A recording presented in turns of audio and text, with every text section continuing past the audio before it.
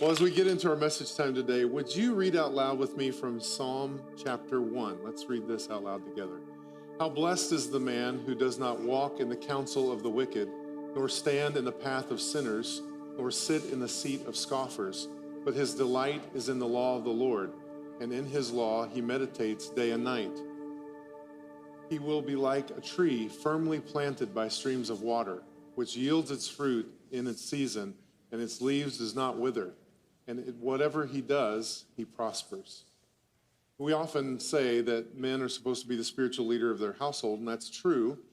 But I heard it said that it's not a question of if a man is the spiritual leader of his home. The question is, which direction is he leading in spiritually? Because the man is the spiritual leader of the household. That's by default. God set it up that way. So the question is, which direction are you leading in? And so as we celebrate Father's Day together and remember the dads, the granddads, the stepdads, and all of the spiritual fathers that have impacted our life, we thought it would be great to bring a couple guys up from the congregation and have our dads panel today to share with you some victories, some challenges, some lessons learned in fatherhood along the way, and how God has used all that to shape and mold them over the years. So let me introduce to you, no stranger, Andrew Geist, our worship leader, is with us. He has 2 young kids. This is John Pickens. John is a volunteer in children's ministry. He has 2 teenage daughters. Give it up for John. Jerry Reeves is a deacon here. Jerry has 3 grown sons and several grandchildren. Give it up for Jerry. And Chris Bailey is our production guru here. He makes sure all things tech behind the scenes roll smoothly. And Chris has 3 young adult children and 1 toddler. And he is going to lead the conversation today. Would you welcome these guys? Thank you, Darren. Yes, I do have 3 adult kids and was crazy enough, and I have a 18-month-old now. So, but thank you, Darren. Thank you for the intro. Yes, the 4 of us get to share a little bit of our experiences, both in our own lives with our dads, but also how our kids have shaped us and molded us into who we are today. And in fact, let's think back for a second, fellas. I know that me growing up, my dad, he was the hardcore, wanted to make sure that in his actions, he did everything right. He never said the right thing, and nor was he in the sense of the leader of by verbal, but he took me to church, and if he didn't go, Mom took me. And so his actions always spoke louder than what his words did. But for us, I mean, like Andrew, what's something you remember your dad teaching you growing up? So funnily enough, for me, what my dad taught me was kind of not what he taught me, but what he didn't teach me. Specifically, my dad grew up in the era of if at first you don't succeed, try again. And I idolized my dad, and it was my failing, not his. Because my dad never claimed to be perfect. And he struggled with a lot of things. But the things that I saw in him and the lessons I took away was, if I ever became a dad, I'm definitely not doing that.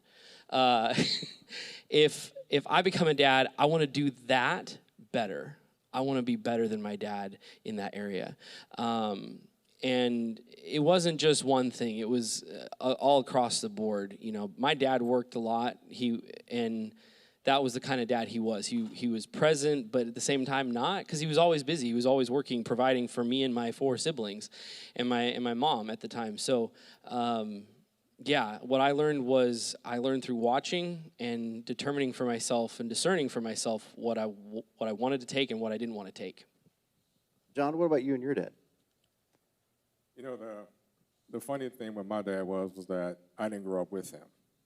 My mom and my dad divorced I was like 5 years old. And honestly, I didn't like my dad very much growing up. He was ordained minister, Southern Baptist, fire brimstone. Every time he talked to you, I felt like you're going to hell. And it just, as me growing up, I just got tired of that. And I just kind of strayed away from it. And I felt like, honestly, I think I took it personal at that time. I remember having a conversation with my grandmother, and she said, "Hey, you know, he's hurting too." And after she passed away, we got close. I don't know exactly how we got close and how it got started, but we got close, and then he became my best friend. And one of the things I noticed throughout his entire life, his fire for God never stopped. And as we got closer, I noticed how he helped people. He sacrificed his time. His time was never his time. He always put people that he loved, and even people he didn't know, ahead of him.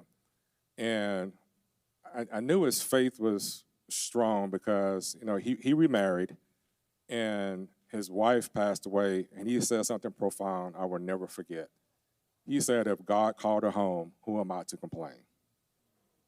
And he was in love, and his faith never wavered. Matter of fact, it got stronger. So, the impact, just seeing the discipline that he had, he got up. He was up at 4:30 every morning. Now, I just remember this story from the last service. I got to tell this last story. This one story, real funny. He came on to visit us, and he came to the guest room, and I was like, and he came one night and I said, "Well, Dad, what time do I need to get you up? Do you need an alarm clock?" He was like, "Son, I get up at 4:30 every morning. I don't need an alarm clock." I was like, "Okay, 4:30, we go. I'm gonna test him." I get up at 4:15 just to prove him wrong, and he's up drinking coffee, reading his Bible. And he was like, "Why are you up?" I was like, "Well, I was trying to prove you wrong." He was like, "Son, you can never prove me wrong." So just the discipline I saw in him and the fire he had for God and how many people he helped when he passed away.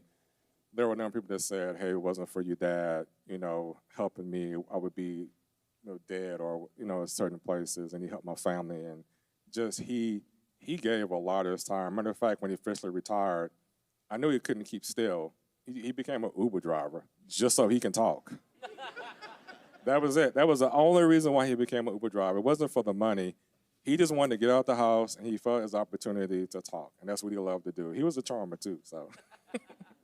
What about you, Jerry? How did your dad impact your life? Well, first, I guess the first thought I have is my siblings and I all had a drug problem. My parents dragged us to church every time the doors were open, and sometimes when they weren't open. So we went to church always. But my dad, one of the things that I remember is he was a chip salesman and a bread salesman. And so he would take bread and chips to different stores. And we lived up in the Four Corners area of New Mexico. And so a lot of driving. And back before insurance killed us, I could go with him. And so on Saturdays, he would take me or one of my brothers with him on these routes. And I can recall him telling me that one of his goals was to make the clerk, smile before he left. And he was good. He was really, really good at it. And I realized that what my dad was doing was being Christ in the sphere that he worked in and was trying to lighten the load of the people everywhere he went. And that still is on me today. I find myself going into any store, and even when I've had a bad day, y'all probably never had one like this, when you don't feel like you should make anybody else happy. In fact, everyone else should be making you happy, right? And I go in and I find myself making that person smile, and I walk out and go, "What was I thinking? This is supposed to be my day," But that was one of the influences of my dad. It's fun to see in hindsight how our dad shaped us. And how it impacts on who we are as men. And then we get to be transformed into fathers. And I can recall many, many times conversations I've had with my kids, especially the older three, of where I know I've made a mistake. I've had to eat my own words and apologize, be humble and transparent, and to not always be right about the situation, but to be right and better about the relationship and restore that in the end. Can each of you think of a time when you failed with your kids? How that impacted you? Andrew? Well, I mean, first and foremost, I mean, I can't even count on my hands how many times I've gotten mad at my kids and like reacted to anger, yelled when I shouldn't have. And I had shared this story in the first service. This yesterday, actually, me and Frederick were playing a game, and he got really upset because Dad was winning. My son hates to lose. No idea where he Hates- gets that from, right? hates to lose. Exactly. And when he saw me move into the front, he quickly grabbed the piece and he broke it. And he apologized immediately. But I reacted with the same reaction I get from him whenever he's unhappy, which is, I'm not playing anymore. And and Frederick ran off, obviously hurt by what I had done. And I was definitely mad. But I saw the withering gaze of my wife and the classic, when are you going to talk to him? And so I went back and I talked to him, and we talked through the ideas of being mean versus consequences for actions. And Dad walked into the room and said, Frederick, I'm really sorry. Daddy got mad. I shouldn't have reacted that way. You know, but you do that too, don't you, when you're unhappy? And we got to talk back and forth, and we have, you know, as crazy as it sounds, at 6, almost 7 years old, having an adult conversation with him and helping him understand that, and it reminded me because of another situation, which was when he was a baby. I used to have him, and I'd watch him when Elena went to work, and he was crawling around the table, and you know how you take your eye off your kid for 1 second when they're a baby? What happens? Yeah, you start hearing crying, screaming, right? And that's exactly what happened. I heard the loudest thunk in my life. And all I had done was turn around to grab a little wipe to clean him up. And I say all that because my son has a hard time processing his emotions. He's very direct. He's very literal. He's not been diagnosed with ADD, but we think he has it. And when he fell, that guilt has stayed with me every day. Every time I see him struggle in school, every time I see him struggling to process his emotions with me or with his mom or his sister, when he lashes out in anger because he's seen it modeled in me, that guilt just pours through me on a daily basis because I think, is that my fault? Is it because I let him fall? Is it because I took my eye off him for just 1 second? Is that my fault? That was one time when I felt like I'd really failed. John? You know, in the last service, I talked about when I think I failed my younger daughter, and because I felt like I didn't pay attention to her, and I tried to work on that. Recently, with my oldest daughter, I failed again at that, and it was just recent. It was like 2 weeks ago. My daughter plays volleyball, and she was at a camp. And, you know, you want the best for your children. You want to perform and just be, I always tell my kids, it's not about the results, it's about the process. It's not about the results you get, but the consistency in the process and the discipline. And if you stay consistent with the process, the results will take care of themselves. And I just felt she didn't do good. I just felt she had no energy, and we just got into it. You know, my daughter is 15 going on 16, and I'll be honest with you, when I was 15, I don't think I was as smart as her as she is. And we just kind of got into it, and I lashed out. I was angry. She was angry. And we got home, and my wife noticed immediately something was wrong. And thank God for my wife, because she's the mediator between us. She's the reality checker for me. She puts me in check. And she was like, okay, you know, Morgan, you know you did this wrong, blah, blah, blah. Babe, you know you got to give 24 hours before you say one word. Did you wait 24 hours? No, I didn't. So I broke that rule, because that's a rule. And that's, you know, even their coaches and for his parents, they'll say nothing for 24 hours. Well, I broke the rule. And I apologized. I was like, hey, I'm sorry. You know, I just want the best for you. But I should have picked up, and I should have noticed that she was upset. She knew she had performed bad, and she was upset. And I should have realized that and noticed. And I apologized. And that wasn't the first time I apologized for not noticing. but I'm getting better at it, Yeah, the power of an apology, the power of being transparent when we don't even follow our own rules and do what we said we were going to do. Jerry, you're in a unique position. You've got 3 older sons, and yes, my 3 sons is playing through my head every time I say that. For those of you in the room that are old enough to know that, and yes, I am old enough to know that. But for you, you have an adult relationship with them now, and you can see through many years. And for you, what was one of the things that you remember growing up and having them grow up where you may have failed? I don't think I had one. Okay. Just pause and I'll be wait. seeing you for prayer later for forgiveness. They're not prepared for dad jokes this morning. Sorry. No. It's more like which one do you pick? I'm hard on myself.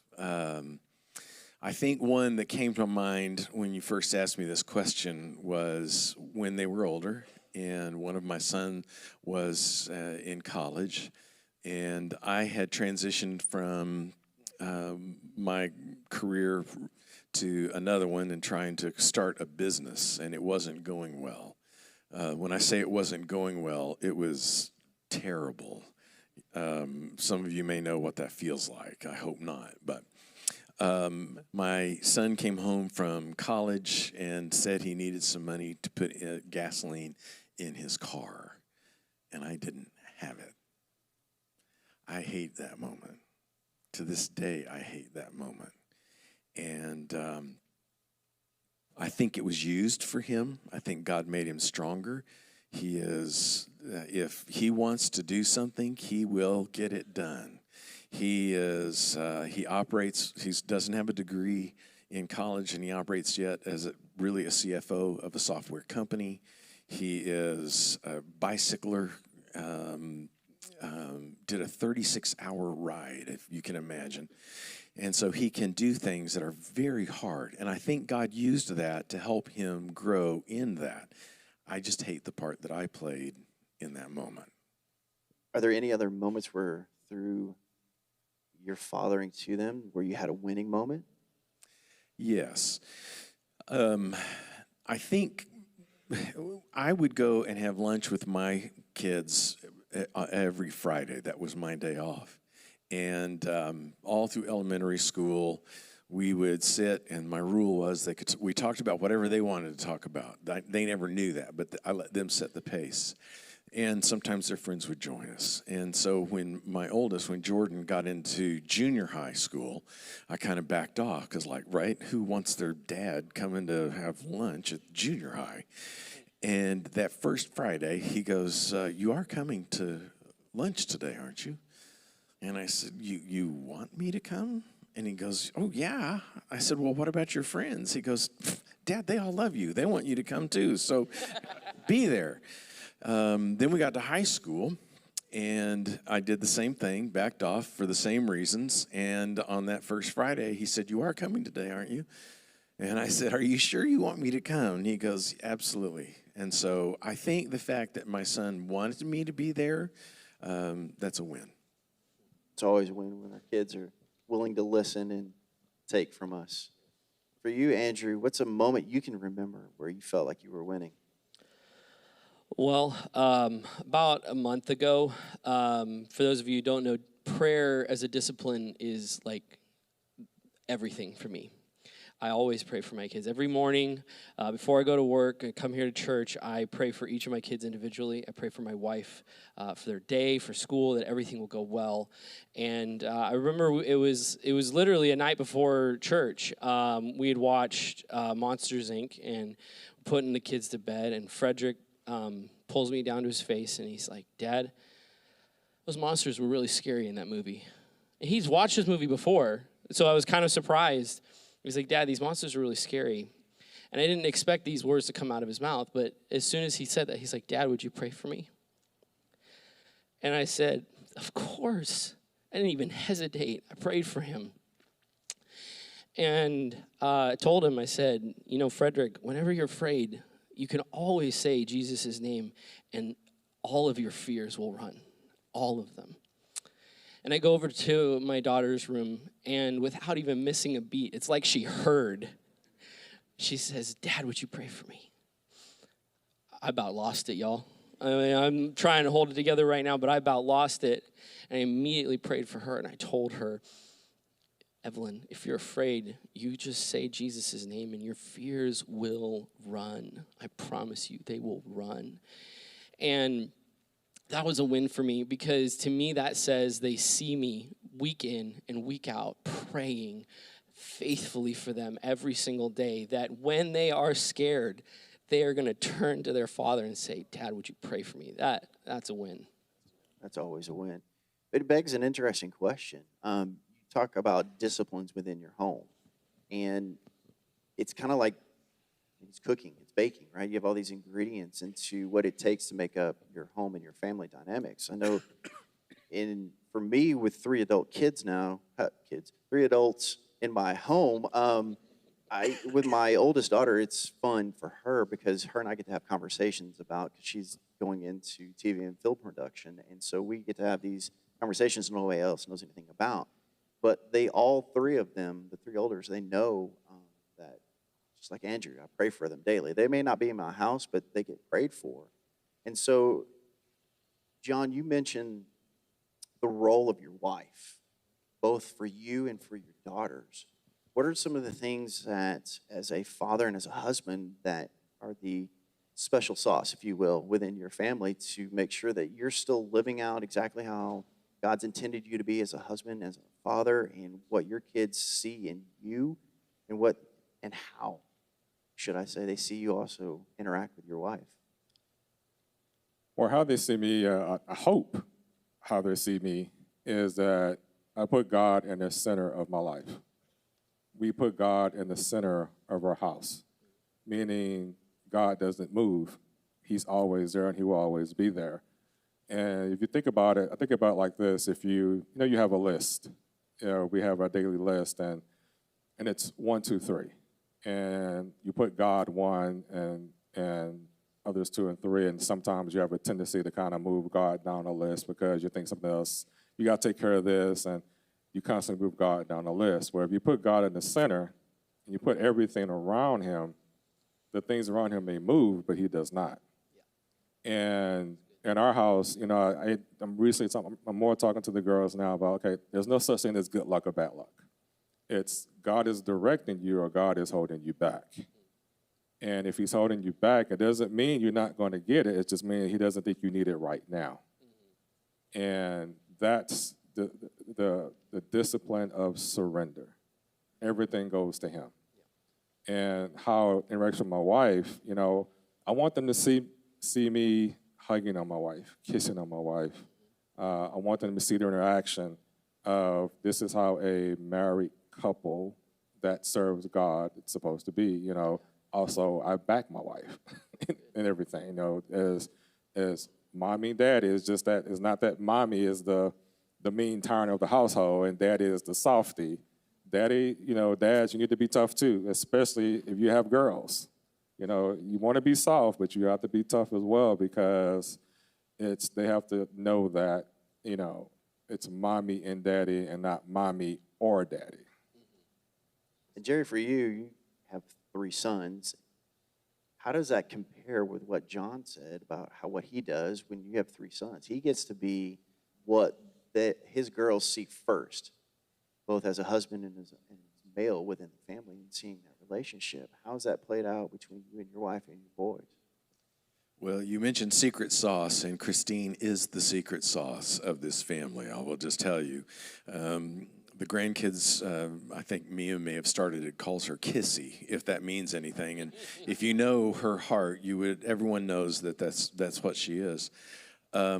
With boys, they are,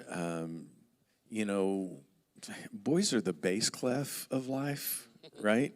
And we all know that, and it's wonderful, isn't it? Bass is tremendous.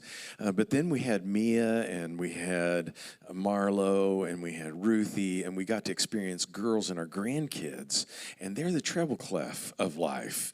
And the symphony is marvelous. Can I just say, girls, what you do is just blows my mind. It's beautiful. I think the most important thing is to put yourself, I like the united front, and that is correct. It's always a we. When I tell our grandkids, and I think they would attest, I don't know, Mia's in the crowd tonight, I'm scared what she might say, or this morning, that it's always Papa and Kissy love you. And we work together on that. With my boys, I would tell them that, you know, if they did something, I always wanted to honor Christine as best I could. I'd like to say I did that always. And up here it sounds like that, but I'm telling you, that's something I worked at, is to try to always put her in a good position. And I always wanted them to know that she was my wife before she was their mother. And when it comes down to whose side I'm going to be on, she's whose side I'm going to be on. Amen. Andrew, you're kind of in between. You've got a boy and a girl. What roles and how does that play out when it comes to disciplines and your secret sauce? For us, with kids being 6 and 3, it's all about boundaries.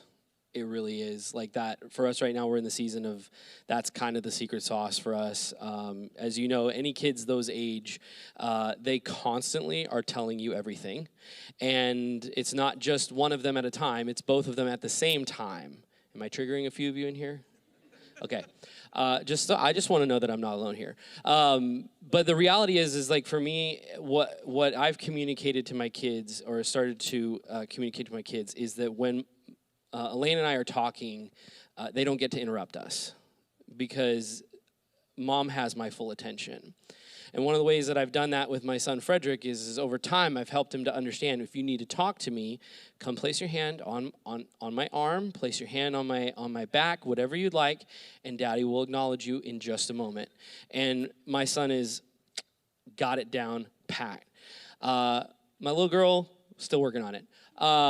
But even though it's painful to look my daughter in the face and potentially see her cry when Daddy says, Evelyn, stop. I'm talking to your mom. I'll talk to you in just a minute. Even though it's painful, I know that in the long run, because I've seen it in my son, that it's ultimately the benefit for them and also for Elena, because I hope and I pray that the moments when I tell my kids, nope, is exactly what these guys just talked about. They understand mom is the most important person to me, will always be, because she was there first. It's amazing how as we continue in just not just adulthood with other men, but with our wives, but a step further with our kids of what they teach us, about ourselves. I mean, I can look at mine and I can see all my faults. I can see all my successes and a lot of in between. I know that they've taught me a lot, continue to teach me a lot.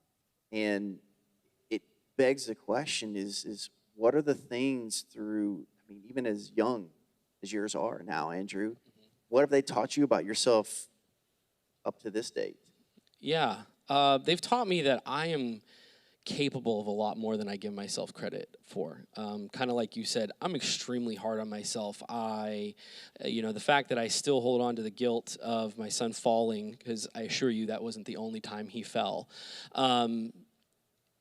It's hard to believe that the day that Elena told me that we were having Frederick, I immediately said, no, God, I am the least competent, least capable person. I don't have all the tools necessary. I have no interest in reading parenting books. No. And yet, week in and week out with my kids, I'm constantly amazed at the level of patience that I have, the level of bandwidth that I have to even deal with the bombarding of all the talking.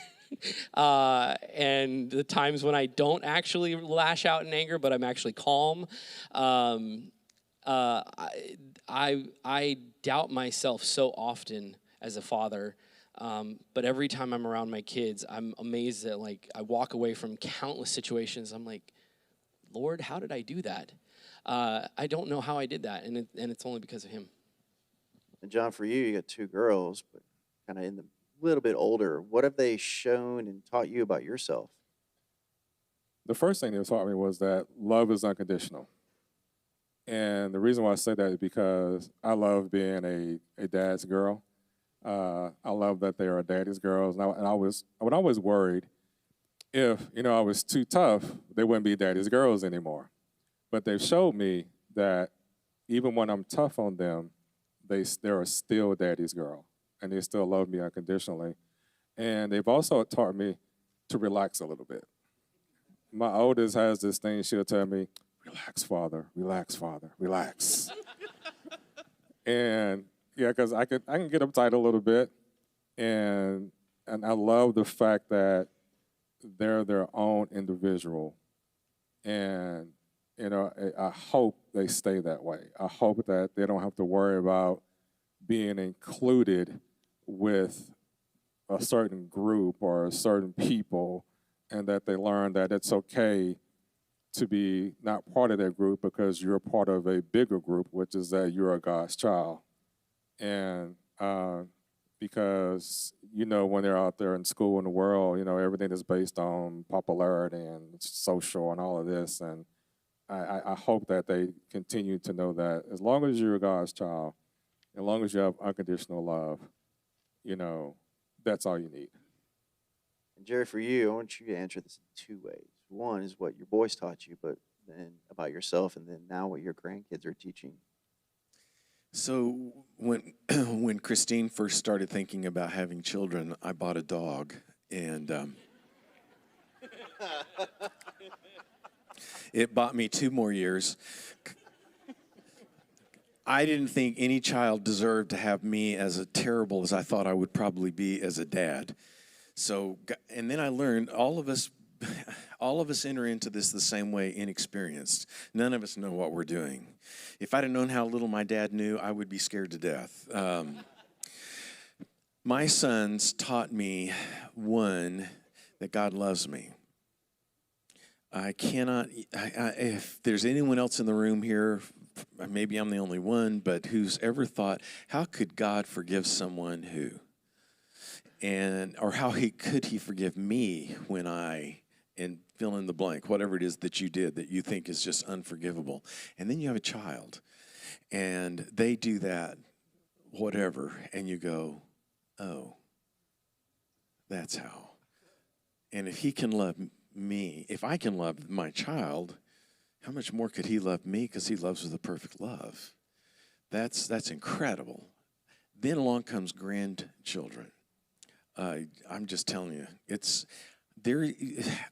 When Jordan was born, my oldest son, I loved him. We had so much fun. And when Johnny was coming along, I really got worried whether or not I would have enough love to love another child. I loved this guy with all my heart. And when Johnny was born, I discovered that his love doesn't divide, it multiplies. Yeah, strange math. Yes, and there was a vault inside of me I did not know existed. And it blew me away. And then Joel comes along, same with Joel. But then grandkids. If there's any grandparents in the house, can I get an amen? I'm telling you, y'all, all y'all who are not yet grandparents, I keep telling you, just wait, it gets better. It gets even better. When Mia was first born, and then Marlo, and then all the way down to JB and Stephen, it's just been like this a new vault has opened up of love I did not know existed. And it continually marvels me. I can just watch my grandkids play, only for a minute, because usually I want to get in the middle of them and play with them. But it's over.